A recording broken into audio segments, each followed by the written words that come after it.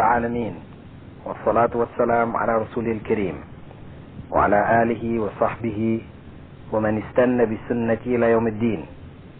All praise is due to Allah, and may Allah's peace and blessings be on His last Prophet Muhammad and on all those who follow the path of righteousness until the last day. In the months following Operation Desert Storm, the Saudi Arabian Cultural Information Tent was set up in the middle of the main processing camp for U.S. soldiers at Khobar Towers in the eastern province of Saudi Arabia. The tent provided cultural information about Saudi Arabia in the form of books and videotapes, as well as Islamic literature for free distribution and sale. A series of small discussion groups with American military personnel were held during the days, and a large open discussion group was held every evening from sunset until midnight. Many Saudi military personnel and civilians, as well as American civilians and some U.S. military Muslims, shared in the discussion and in the dissemination of information. By the time that the American troops were completely processed out of the country, over 3,000 American male and female, black and white military personnel had accepted Islam. The following tape was made during one of the evening discussions in May of '91. Abdus Salam Muhammad, the Latin from Manhattan, was the host, and I, Bilal Phillips, was the guest speaker. The questions were asked by American military personnel who took part in the Desert Shield, Desert Storm operation. Say that the virgin birth of Jesus Christ would be just as much of a mystery. Thank you. Well, before you go on, I would just like to say that when we talk about mysteries and what God can do from an Islamic point of view, we look at things whereby God and His divinity is maintained, and man as a creation of God is also maintained. We do not believe that God becomes man, nor that man becomes God, nor that God has a son, which is the way of man, that the attributes of God are unique to Himself. He does not share these attributes with His creation. So when we read in the New Testament of Jesus being the Son of God, we look at it in the same context in which Adam is referred to as the Son of God, David is referred to as the only begotten Son of God, and these references to Son of God are throughout the Old Testament, indicating a closeness to God as opposed to being an actual physical product of. So we maintain a monotheism which is unique in that God is God and man is man, totally distinct. In the way of creation, we cannot understand how God creates, because that is a function of God. Creation, how God says be, and a thing is when nothing was. When we create things, we create it from things which existed. We make a car from iron which was melted from rocks, and things existed before. When we make life, as people like to say, we made life in a test tube, we're actually producing life from life. We don't take dead matter and then produce life. We're not able really and truly to create. That is something unique to God, which is beyond our comprehension. Because when you really understand a thing in its essence, then you are able to manipulate that thing. You become greater than that thing. When we understand how a tree functions, how it grows, the principles that are involved, we are now able to manipulate the tree, make it grow in directions that we wish, to change the type of fruit that it produces and all these types of things. When we have understood that thing, whereas in the case of God, there is no understanding the essence of God and how He creates. So, mystery we accept in that sense, that God created Adam from nothing. How He did it, God alone knows. God created Eve from Adam without a mother. God alone knows. God created Jesus from Mary without a father. How? God alone knows. This is His way. He creates us, human beings, from a father and a mother, and how that actually takes place, the essence of it, we don't know. Isn't that kind of special, though, the fact that God intervened is the point of Jesus? Well, we don't look at, the question Brother raised was it not special in the case of Jesus, how God intervened in the process of His creation? We are saying that it is no more special in the case of Jesus than it was in the case of Eve, or than it was in the case of Adam, because Adam created from neither father nor mother is much greater, if we were to put, levels of greatness, than creating from merely a mother. Because even biologically, today the scientists say, we can biologically understand how a virgin may give birth. You have women who are not married, who have never had sex, who can go to a sperm bank, get some sperm, and give birth without ever being married or having sexual relations. I mean, this comes within the realm of understanding. But how a man may come into existence without either a father or a mother, that is even on a greater level. So, we don't look at the creation of Jesus in the sense of Him being born without a father as being beyond human. Did God have need of a human woman? Did God just all of a sudden have need of a human woman in the flesh, or there's got to be a reason why? Well, we believe that there's a reason. His birth was miraculous, as miracles were given to the prophets before to show that they were indeed prophets of God. We believe in something about Jesus which Christians don't even believe, don't know about. It was mentioned in the Quran that Jesus, when He was born of Mary, and she came back to the people, because we don't, in the Quran there's no mention of Joseph. She came back to the people, and they were astounded that she gave birth to a child when she was supposed to be a pious woman and she was unmarried. They questioned, how could it be? How could you do such a gross and evil thing? And she pointed to the child, and God revealed to her that if she's questioned, she should point to the child. And when she pointed to the child, Jesus spoke as a newborn baby. This is something which is not even mentioned in the Gospels. Something which we as Muslims are required to believe. This is one of the miracles which was given to Jesus, that He spoke in the cradle as a newborn babe. I read that in the Quran, and I thought that was interesting. It's not in the Bible, but I wouldn't expect it to be too unmiraculous either, if the virgin birth, Yeah, sure. It's not beyond it, But I'm just saying that not only do we accept the virgin birth, but we accept that. Even in the Quran, we also accept that one of the miracles of Jesus was that He would gather clay, mold it in the shape of a bird, blow on it, and it would fly away a bird. Well, I don't probably have a choice to doubt that. He did many things. Yeah, but I'm just saying, we accept that. But at the same time, when it says that in the Quran, it says that Jesus said that this is by the will of God. Yes. Making clear to the people that this was not Him. He was not doing this, but that God was doing it. Yeah, He made it clear that He was in one accord with the Father's will. And we believe that this was the case of all of the prophets. But wouldn't that make Him the greatest of all? No, we believe that all of the prophets were in accordance with the will of God. But He's the only one that had no sin. That's what so many believe. He's the only one that even claims that. Well, the point is, for us, we believe that Jesus did not die on the earth, as was fleshly death, but not a spiritual death. Yeah, we did not believe in a flesh or spiritual death. That He was in fact raised up by God, and that He would come back to the earth as one of the signs of the last day. He would live out His life on earth, marry, have children, rule on earth as a leader of those who submit their will to God. When? At what point in time? As I said, one of the signs of the last day. In the future, there's no date set, but it was one of the things which were prophesied by the Prophet Muhammad and also prophesied in the Quran. Who is Jesus now? No.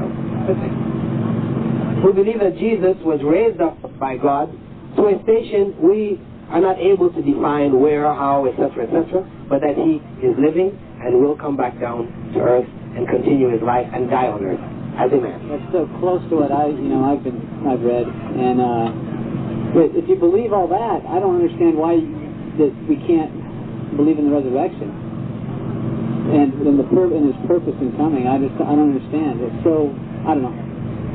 You see, I think the fundamental difference is that you believe in the need for a sacrifice. This is it was preached all through the Old Testament. Yeah, well, this is an interpretation of sacrifice. We believe in sacrifice in Islam. We as Muslims, are obliged to or encouraged to make a sacrifice on a particular day of festival, in celebration of Abraham's sacrifice or willingness to sacrifice his son.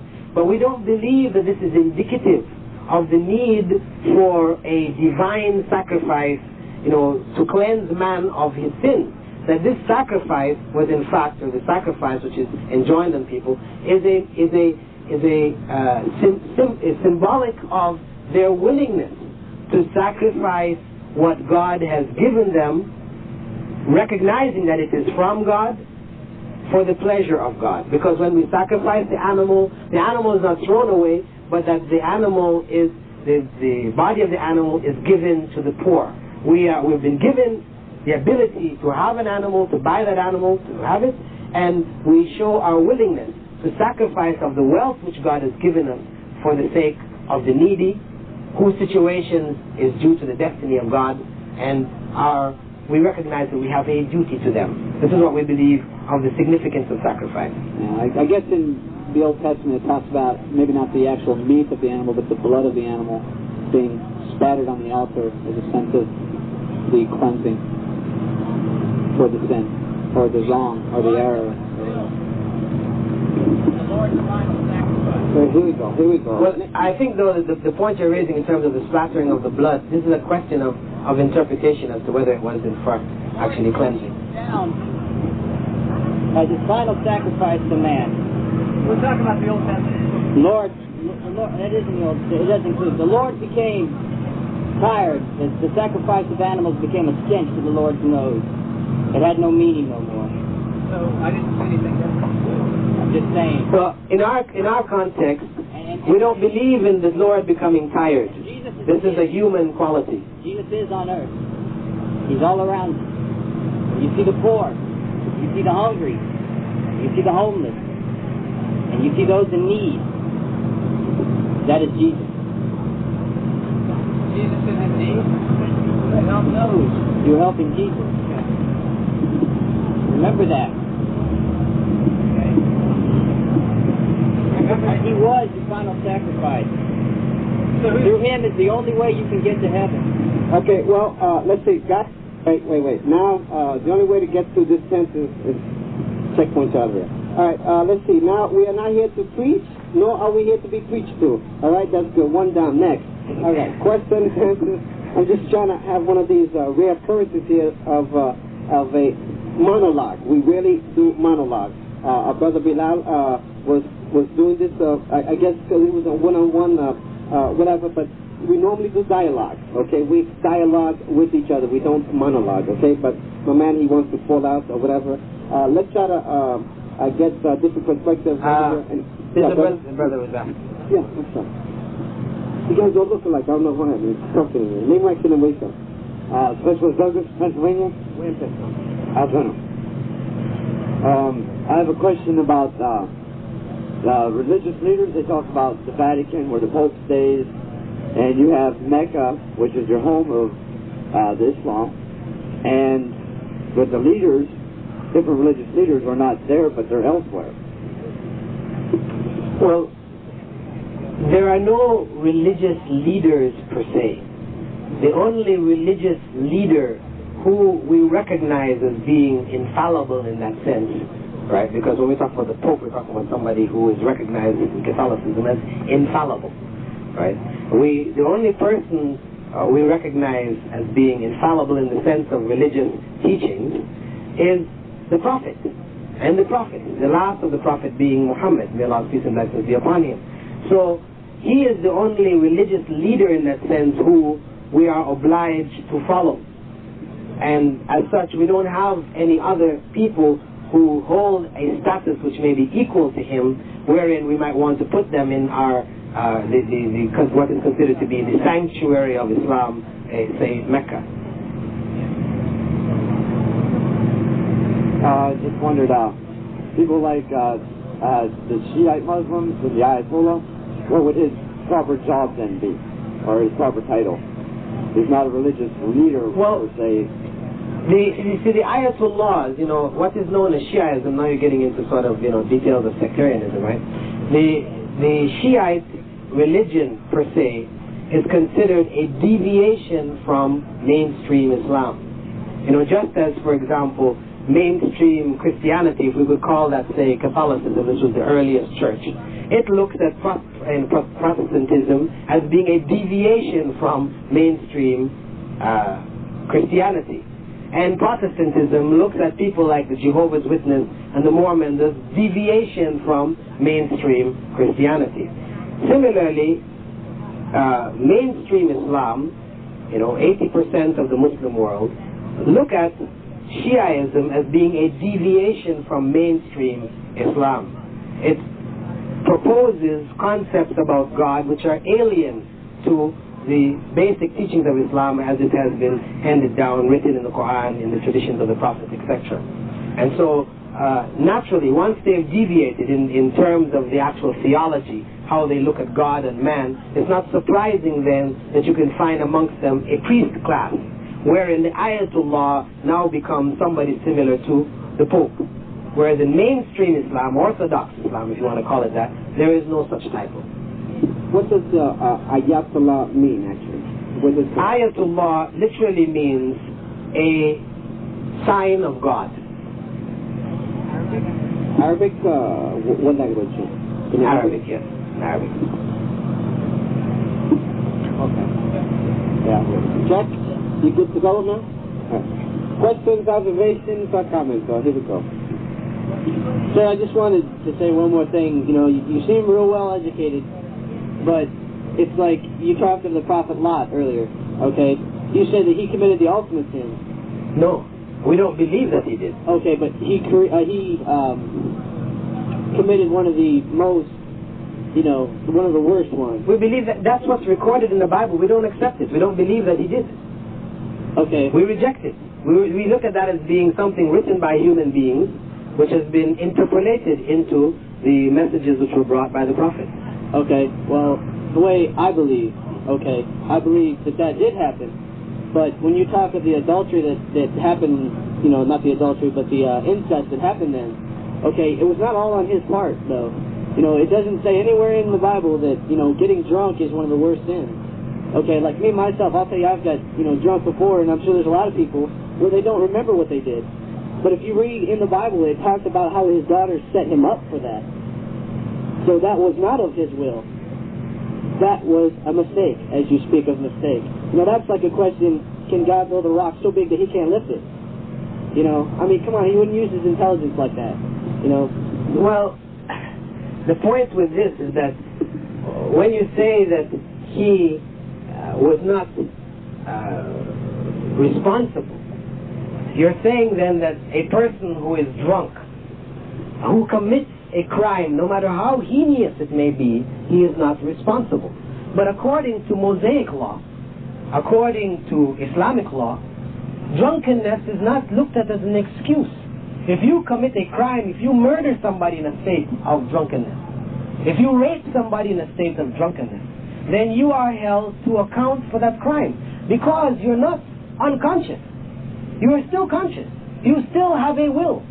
Your inhibitions may be broken down, because this is what alcohol tends to do. It breaks down your inhibitions. So you may be willing to do things in a state of intoxication that if you weren't intoxicated, you may be shy from doing. But you still have a will. You still can decide. This is why in America, if you are caught in an accident for drunken driving, the whole weight of the law is coming down on you. Because they tell you, if you get drunk, don't drive. You have the will, you have the ability to decide not to drive. So therefore, when a person is in a state of drunkenness and he commits a heinous crime, he is still responsible. He still has his will. So this is why we don't accept it. Because according to the writings of that segment of the Old Testament, it implies that Lot, though in a state of drunkenness, he willingly indulged in intercourse with his daughters. And we don't accept that that would be an action of a prophet based on the teachings of the Quran. If you want to accept it, this is not something really, is worth really, arguing at length about. It's a question of how you conceive of the prophet. I mentioned the Islamic picture, and you mentioned the Christian interpretation. If that's what you feel fine with, you feel comfortable with it, that prophets would commit such crimes, well, that's with you. I mean, I just explained to you this, as we said, this is like a dialogue here, We can exchange thoughts and ideas. Not necessarily that I'm saying that, you must accept my idea. No. I'm just presenting to you what is the Islamic view, If you don't want it, well, you don't accept it, that's your choice, Up to you. Check. Questions, comments, observations, khutbahs, and sermons. We do it all. Captain Geller again with 411. I have a question that hopefully you might separate the Islam religion from the politics of Saudi Arabia possibly. The little bit I've read of the Quran and understand of the religion, it seems that priests and other religious heads could have come into this country and worn their insignias and given services without any worry about negative impact from the government. But I knew when we came over here, many of the priests did take their crosses off and wear their rank because they said it was not a good idea to wear it around and things like this. Was that more of a political problem versus an Islam problem that maybe they thought some people might react to it? Or is that something in the Islam religion that I just haven't gotten to that I think you can't pray and... No, I think this was more a question of people being worried about offending other people's sensibilities. Between the American military and the Saudi military, American military made certain suggestions to avoid, problems and so on. So even they told soldiers who were coming here, don't go near mosques, don't talk to certain people, to avoid certain sensibilities. But Islam doesn't say you can't go near a mosque.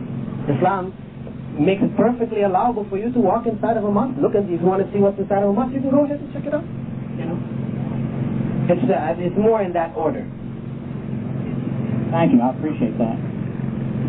Yeah, if I may, Captain, I myself personally have taken, have escorted at least maybe 30 guys, 30 soldiers in their BDUs, combat boots and all, on several different occasions during the holy month of which just passed, Ramadan, to observe Muslims, not only myself but Saudi Muslims and other nationalities in a mosque setting, in the observance or practice of their prayers during the special month of the special prayers at the mosque of the fifth and final prayer of the day, Salatul Isha, the evening prayer.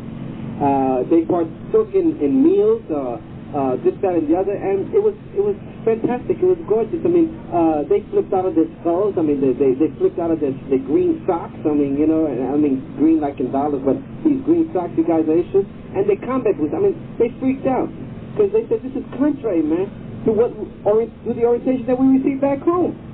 We thought that once we would arrive here, that Saudis or the Arabs or the Muslims, actually the correct term is Muslims, these guys got long fangs, sticking from their mouths, and, saliva, the saliva just comes off, and, it wasn't like that at all. They freaked out, okay? In fact, quite a few of them became Muslims at a later time before they got on the manifest. Questions, comments, observations, from the guys? No? Okay. Holding up to the counterfeit Iraqi money there. Yeah. Questions, Sergeant? Hey, guys, Adam Saw. One Adam Saw. Here we go. Name, rank, and wake up. Oh, I'm from HHC. You're from Hawaii, right? Steve McGarry's 5-0. What's Adam? No, I'm from Ohio. Ohio. Okay. Dayton. what question should you submit to our distinguished brother Bilal Abu Ameenah Phillips from Jamaica, West Indies, via Canada, via United States, via Riyadh currently? Okay, a brother who has a lot to say. Please, what question, observation can you say? If you don't have any, well, I got it. Well, I've noticed, we just came from downtown, and we were, sort of walking around the area, and some of the women wore veils, and some of them wore like a half veil, and then some wore where their eyes were left open, exposed, and then some is like a total black covering. I was wondering, why the variation of veils and no veil? Are some of them Muslim and others aren't, or? No, they're all Muslims. The requirements for the woman, the basic requirement, is the covering of everything except for her face and hands. And she's also recommended, to cover more if she wishes, right?